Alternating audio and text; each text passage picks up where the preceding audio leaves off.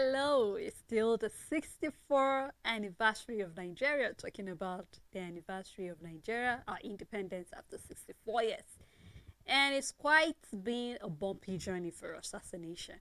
But nevertheless, we are here strong and we are moving. The program is Nigeria Now, where we will try to look at what is happening in the country, especially on a special day like this. So please do well, drop your comment, drop your views. They are always welcome on the show, especially today being the independence of the country. I will be doing this program together with Rachel Tansey.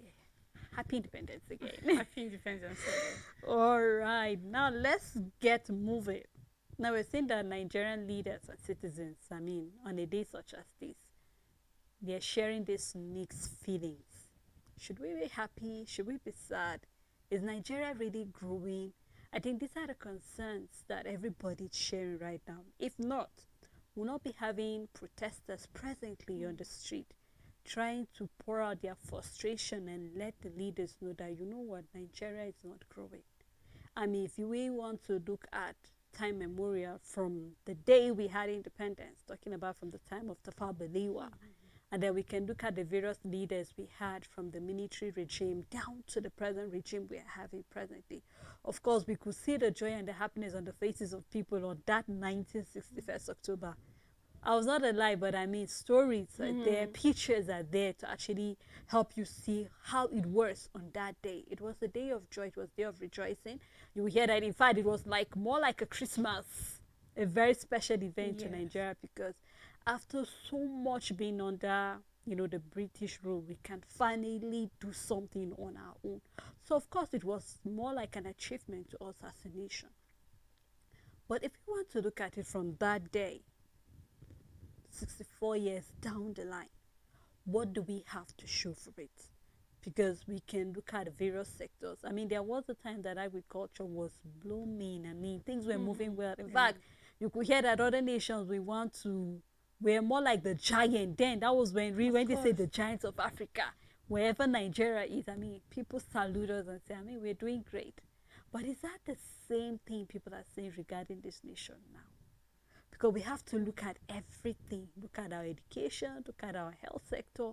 Of course, there are certain progress we can say, like we progress, but then we're going to look at the progress as well as looking at our setbacks, which overweight the other. Because I think these are concerns that Nigerians are actually sharing out there. And I know that Nigerians really want to see what are their leaders going to do regarding the setbacks we're enjoying. Or not really enjoying it, but setbacks that we are We are presently, presently when we have no choice but to actually enjoy it and in the hope that the moment. setback will actually take us to somewhere greater. So that for a country that is 64 years, we are trying to look at the setbacks and the progress today in the country. And if we're going to give time frames, Sele, to our progress and our setbacks, I believe the setbacks outweighs the progress.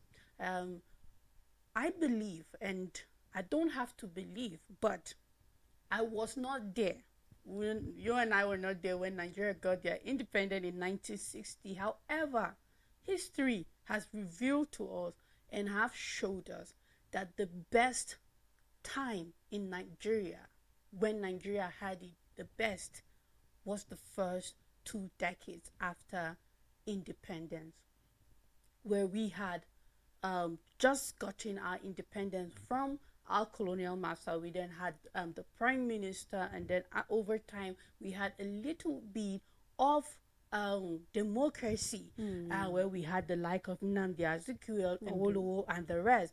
And then fast forward, then we had the military regime taking over the military room, and then now having their own reign of time. We can take you fast forward it to 1999, the start of the Fourth Republic, and then up till today.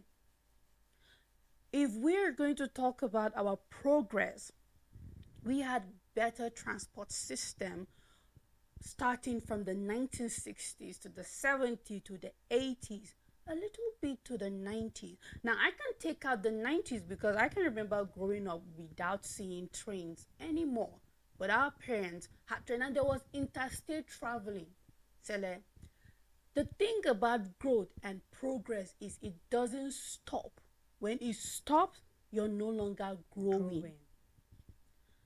Now, we had our own running international and airways. It was still the British Airways. However, we were running it to full capacity. It was the British Airways. However, it was still a Nigerian, but we do not have our own airways now in the country as it is, regardless of what name it was. At that time, it was the British Airways because we were still under them, but we had our airways.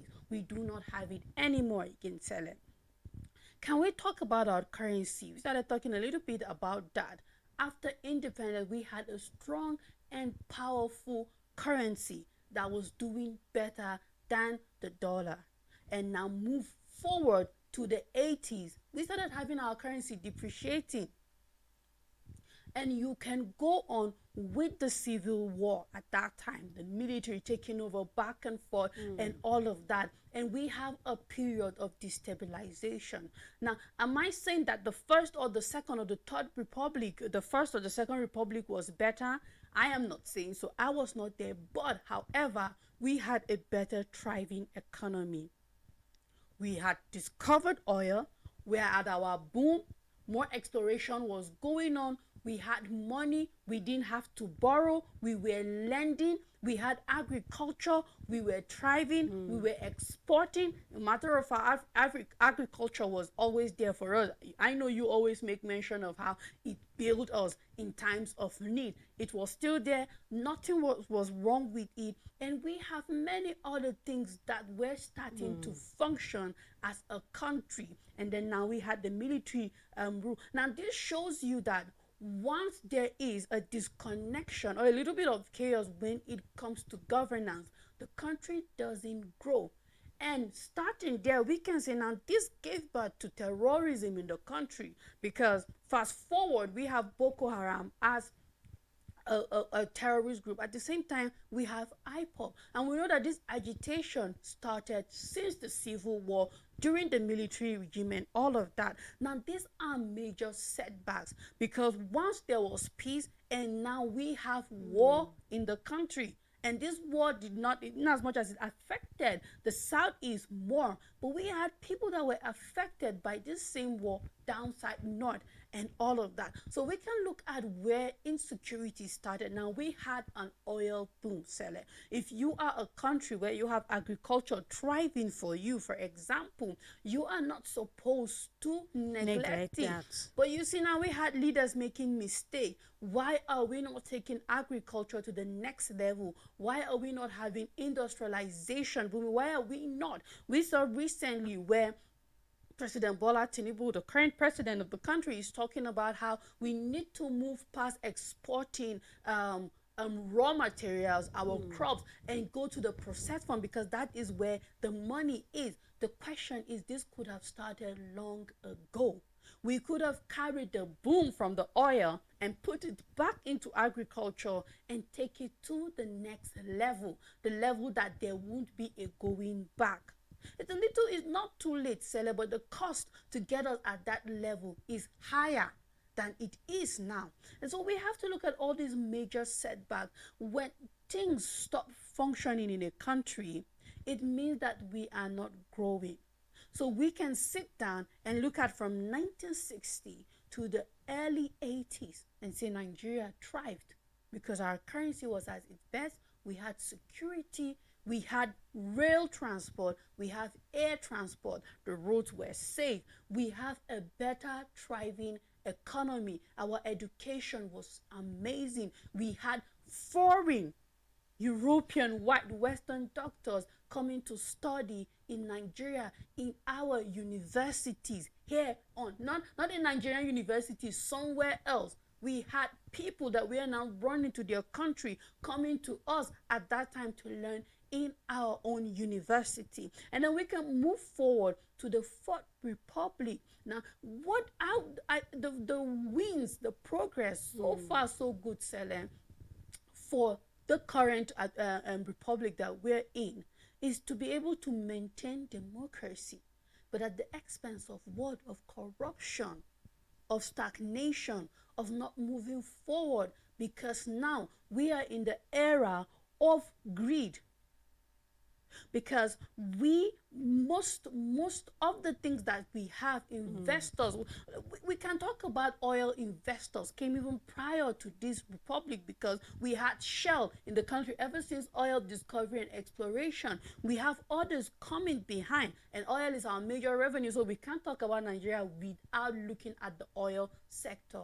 However, we have a refinery, we have 3 refineries, Sele, that are not fully functional. They are not operating in full capacity. So we had a time where a government sunk money into the oil and gas sector. However, it was left to die.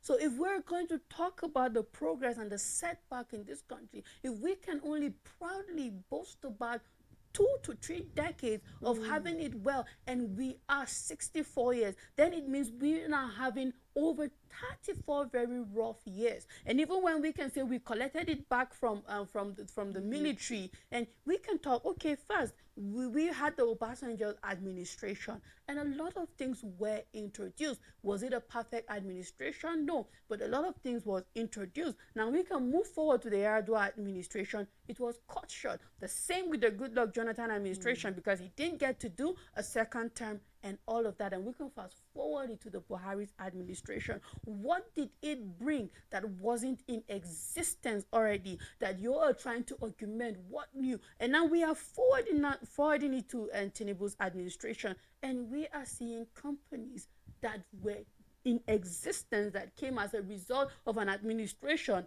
that wouldn't in, now leaving. And we have our administration, both the past and the current one, running after investors, and they are not even coming. It means that if we want to get back our glory, Sele, we have to start from the scratch. And the question is, are we ready to do that? Because one major setback in the country is insecurity, because it stops a lot of things from happening. We have Plateau State, the home of peace and tourism. So look around Plateau and imagine how much revenue the government of Plateau can be able to generate just with tourism. But we cannot. Why? Because the places that are beautiful are not safe for people to come and see. So are we ready to take back Nigeria to where it was peaceful, safe, and secured? Then we can start putting in certain things in place. Until then, I think we will just be going round circles, and we will not be able. Are we ready to sit back and say we didn't get oil right?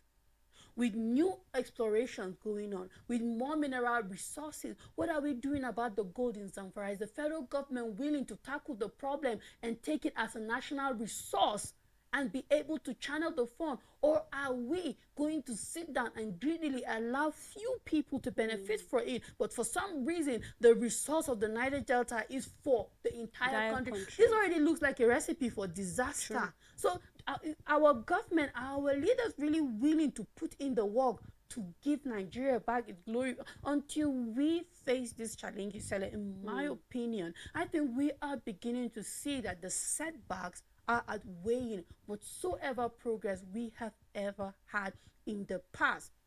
And it's unfortunate that we are having a generation that doesn't know what it feels to be in a good Nigeria. But the old are beginning to forget it, because they are still alive and they're buying petrol at over 1,000. They're still alive and their pension is probably 3,000 naira. Once upon a time, your paycheck was 100 naira, and it will solve all of your bill and buy you a brand new Beetle. But now we no longer it's quite unfortunate. It's quite unfortunate, because for you to even get a second hand car, all of now, this, you need to prepare nothing less than 5 million naira just to get a fairly used car that you can use for exactly to purify. It's really, really, really sad. I really love the fact that you have to take us, because if we're going to look at this thing critically, it's more like what people are saying, that Nigeria has everything that it takes to be a thriving economy. We have it. Just like I always say, the joke of where someone once made and said, when all the countries were standing before God, and then immediately Nigeria came, and then God was very upset. I was like, Nigeria, what do you lack? What do you lack? The question would be, Nigeria has everything, but Nigeria over the years have lacked leadership. We've not had leaders that have the mindset. We've not had leaders that see the future. We've not had leaders that actually sit and say, you know what, why don't we put certain things in place? Because believe Yes. me, if we were lucky to have such leaders, we will not be where we are present. We will not have the present administration blaming the fact that, you know what, we made this economy bad. We're trying to fix it. We'll not have CBN complaining about ways and means. We'll not have all of this thing. I mean, you and I were looking at the milestone this administration was able to achieve, and you and I pinpoint the fact that, you know what, certain of these milestones you say you've achieved, these are more like a responsibility. Jeez. It's not an achievement. It's not. Are you talking about improving of salary? It is a must for you to improve the salary. Exactly. Looking at the times. Are you talking about student loan? I mean, other countries are even giving grants, so it's not a big deal for not you a to do big that. deal, yes. Yet we're seeing them using it more like, you know what, when we fix the hospitals, we're doing you a favor. Yeah. When we fix education, we're doing you a favor. But we hope that we go past that. And that is why I said this should be a time of sober reflection. Already the president said, but I hope beyond words, we see action matching with the words. The fact that, you know what, Nigeria is not where we want it to be. Are we going to make comparison? We're tempted to do that. Yeah. But I just like you said, we need to start from the scratch. But I think the question is, are we willing as a nation to pay the price for what it would take for Nigeria to regain back its lost glory? Just like you said, I mean, the oil are buying petrol at how much? So you will really tell the fact that it's quite sad that we wish for the good old days, but we should be wishing for a future that is even more glorious, more fabulous than what our past is. And no wonder we're having people still singing the old national anthem, because we have hold on to the past strongly. Yeah. We do not want to let go of it, that we are refusing to see what lies ahead. So we hope that hopefully as a nation we'll hold each other's hands and walk this path, pay the price of what it means, because just like someone will say, if our leaders that fight for independence will see what is happening, they will be rolling in their graves saying that this is not the country we paid for, because people die as a result of us getting this independence, and we seem not to appreciate it. So we hope that we'll wake up from our slumber and realize that we need to regain back the lost glory of this country. Well, thank you so much, Rachel, You're for doing welcome, this Sebe. with me. All right, and thank you as well to our viewers, our supporters, and to the entire production team. It was a glorious program. We look forward again to doing this some other time. Do have a great day ahead.